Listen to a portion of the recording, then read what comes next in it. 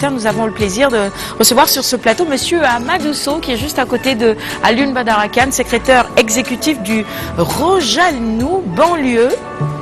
Et juste après ceci, on enchaîne les questions.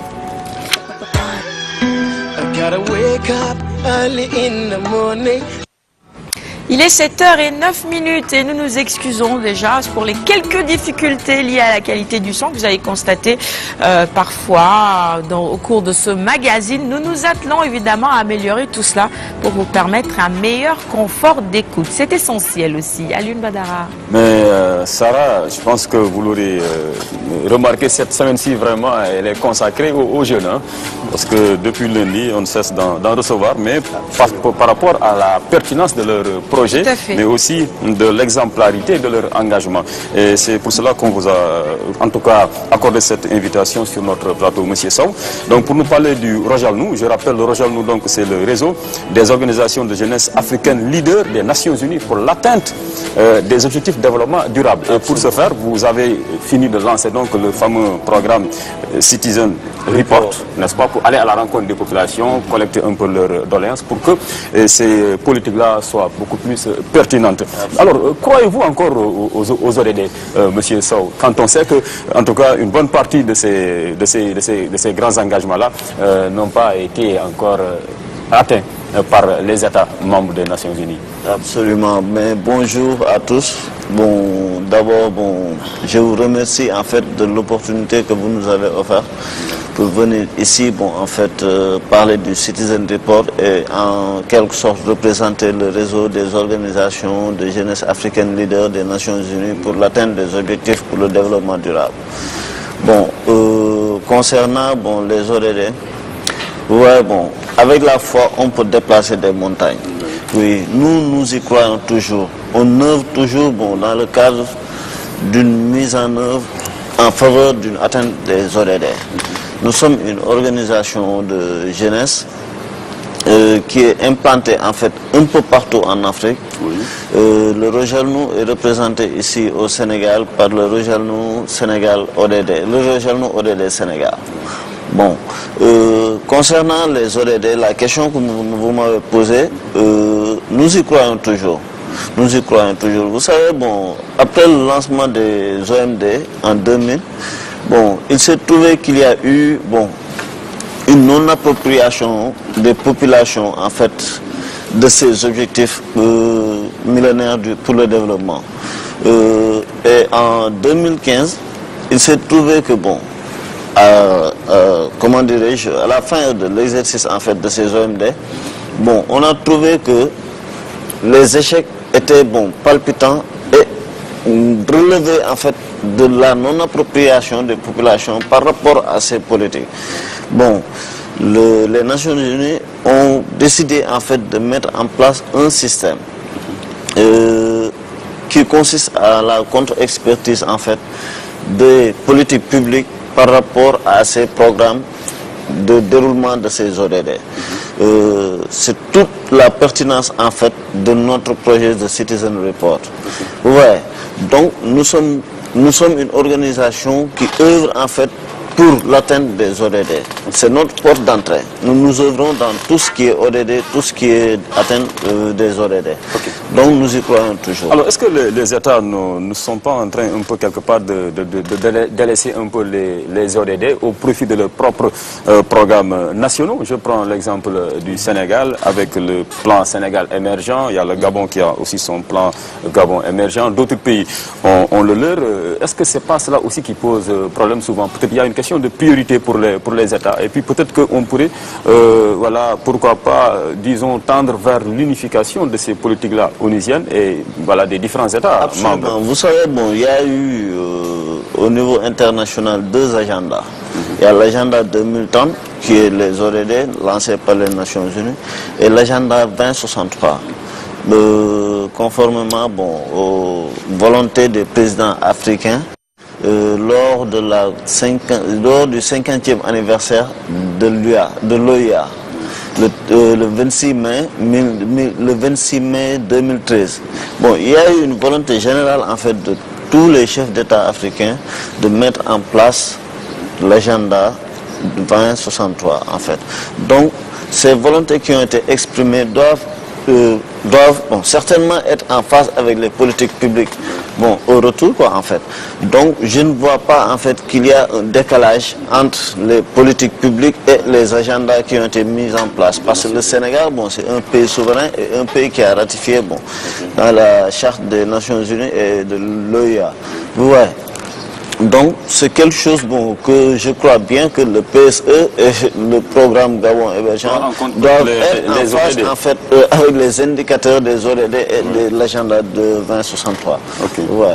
Nous, bon, à notre niveau, nous incitons, en fait, à travers le Citizen Report, les populations, les décideurs, le gouvernement, ainsi que les politiques publiques à être en phase avec ces ODD, pour une atteinte de ces ODD. Okay. Bon. Je vais venir après, bon, techniquement sur la faisabilité de ce programme-là, Citizen Report.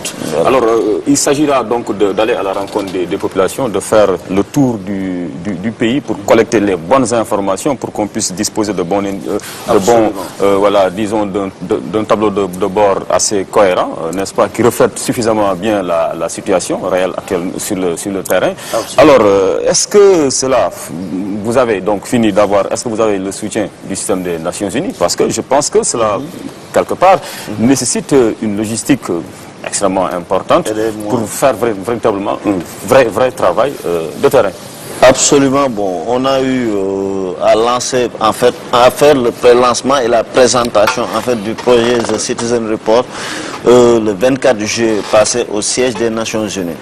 Il y avait la présence de tout le système des Nations Unies. Il y avait en fait la coordonnatrice par intérim, Madame Leila Moustri, que je salue au passage, qui a présidé en fait la cérémonie. On a eu des gages en fait d'engagement de tout le task force en fait des ODD, que ce soit l'UNFIAP, le PNUD, l'OIT, la FAO, ainsi de suite. Tout le système des Nations Unies était représenté à cette cérémonie et on a eu des gages d'accompagnement. On a eu aussi d'autres gages à travers d'autres partenaires comme le Millennium Promise Alliance et l'Arden, African Renaissance Diaspora Network, qui étaient présents lors de cette cérémonie. On a eu des gages d'engagement en fait.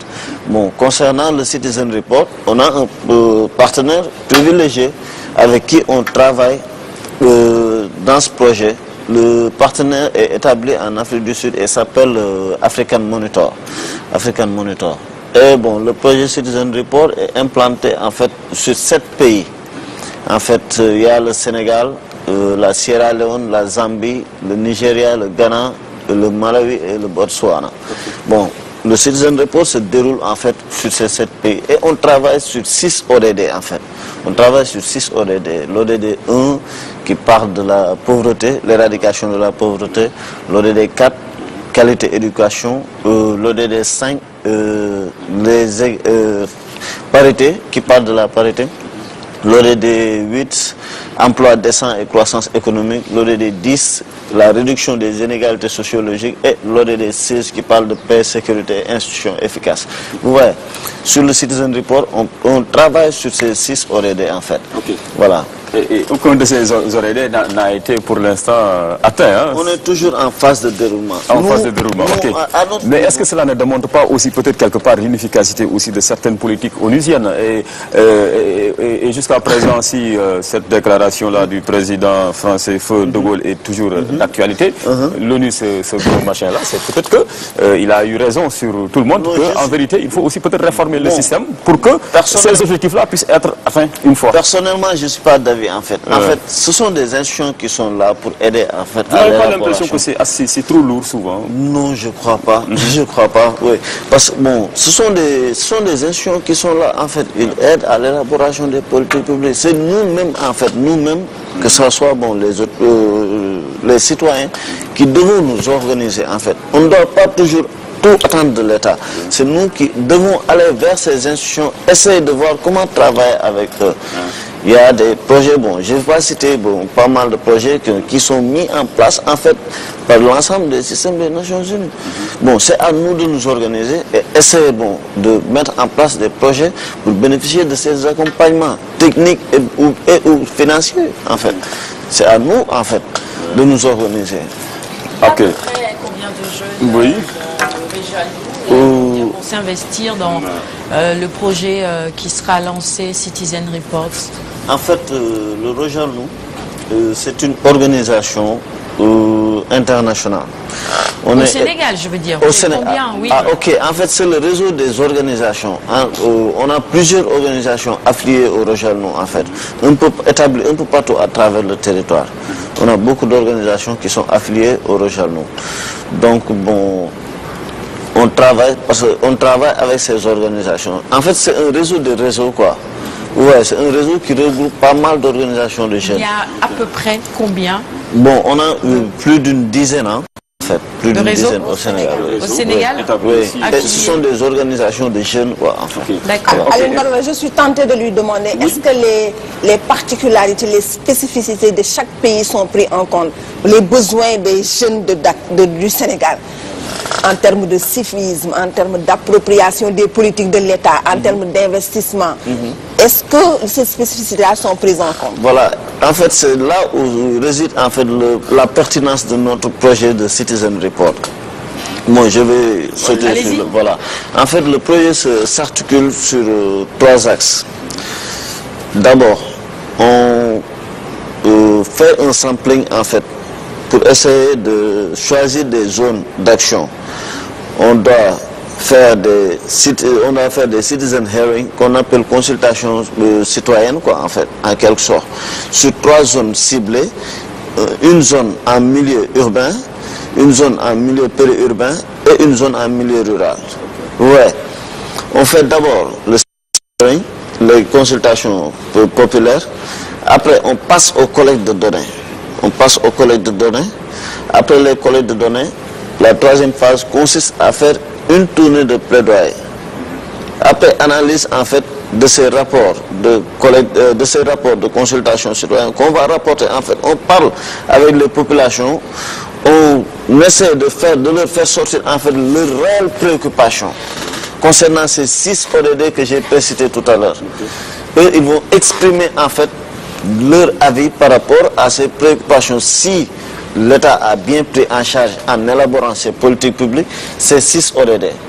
Vous voyez, quand on rapporte cela, on passe aux collectes de données par ménage. Quand on passe aux collectes de données, après ces données et ces rapports vont être brassés et analysés en fait d'une manière scientifique pour faire un message de plaidoyer à l'endroit du gouvernement, à l'endroit des partenaires, à l'endroit aussi des parlementaires qui élaborent les politiques publiques, pour leur dire, ah monsieur, il faut prendre en compte ces préoccupations des jeunes là, de Grand Dakar, ces préoccupations des jeunes de Sokone, ou bien ces préoccupations des jeunes de Keur Massar, parce qu'ils n'ont pas ça, ça et ça. Les populations demandent ça et ça et ça, parmi ces 6 ODD en fait. C'est ça, c'est là où réside en fait la pertinence, parce qu'il faut imprimer en fait les indicateurs et les préoccupations des ODD par rapport aux politiques publiques mises en place. Vous voyez, bon là on est à ce stade-là. À ce stade-là, on est à un stade de tournée de plaidoyer parce qu'on a épuisé la première phase cette année, 2018, on a épuisé la première phase du Citizen Report. On a fait, on a ciblé en fait les 3 zones. Il y avait Grand Dakar qu'on avait choisi comme zone d'action en milieu urbain. Il y avait en plus Sokone et Keur Massar pour la zone périurbaine. Bon. Donc, si je me comprends bien, M. Sao, en vérité, on a décliné ces ODD-là sans pour autant aller à la rencontre des populations, sans pour autant prendre vraiment en compte le réel besoin, le réel préoccupation. Donc, c'est comme qui dirait que par rapport à beaucoup d'aspects des ODD, on a mis un peu la charrue avant les bœufs. Non. Il s'agit un peu de corriger peut-être ces errements-là des ODD. Non, ça ne se passe pas comme ça, M. Kahn. Mais on est dans une phase de réajustement, non? Vous êtes pas dans une phase de réajustement là? Ce sont des ambitions. Des ambitions, ok. Ce sont des ambitions. Oui. Ouais. Mais avec des objectifs fixés, par exemple, pour avec des défis auxquels nous sommes tous confrontés. Voilà. Des défis sécuritaires, des défis de développement, de santé, ainsi de suite. Oui. Ouais. En fait, on met en place en fait un dispositif pour vous orienter à aller dans ce sens. Et quand on atteint ce sens-là, quand on va y parvenir, nous allons tous en fait léguer aux générations futures le bien-être. En fait, sur le plan environnemental, sur le plan sécuritaire, sur le plan économique, ainsi de suite. Ce sont des ambitions en fait. Et qui ne rêvent pas ne réalisent pas, quoi. Bien sûr, bien sûr. On y croit, on essaie vraiment d'y croire. Même si on sait qu'il y a beaucoup d'efforts encore à faire pour l'atteinte des ODD. Et cela passe peut-être par un meilleur financement des États du tiers-monde. Bon, en fait, c'est cela la mission qu'on attend de l'ONU. Absolument, mais bon, nous on y met notre patte, quoi, en fait. On y met notre patte. Et bon, vous savez, la pertinence en fait de ce projet, le Citizen Report, réside dans le fait que c'est une organisation de jeunes issus de la société civile en toute indépendance, avec l'aide bien sûr de partenaires basés en Afrique du Sud, qui va charger en plus du plaidoyer au niveau international, au niveau de l'UA et au niveau des Nations Unies. Parce que les données collectées vont être remontées en fait au niveau international par African Monitor, et va plaider en la faveur de ces 7 pays sur ces 6 ODD au niveau des Nations Unies et au niveau en fait de l'UA. Là présentement nous aurons une délégation du Rojalno qui va assister à la 73e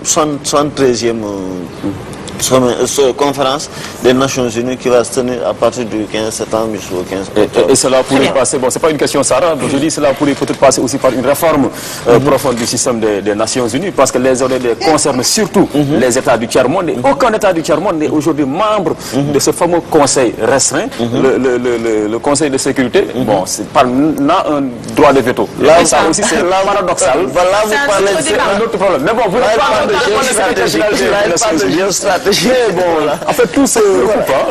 Mais après, on reviendra sur tout cela après. Ça reste un commentaire, voilà, c'est ça. Allez, restez sur le plateau avec membre, en tout cas, aucun État du tiers-monde n'est membre permanent du Conseil de sécurité. C'est un fait et c'est paradoxal. Ça, c'est un fait. Allez, dans la deuxième partie, peut-être d'autres questions pour vous. Je souligne juste un petit lapsus que vous avez fait. D'ailleurs, à la fin, vous avez corrigé en parlant d'UA. Effectivement, c'est ça, on ne parle plus d'OUA depuis 2002. Ça a été dit. Maintenant, on est dans l'Union africaine. Allez, le clip du jour tout de suite. On se retrouve juste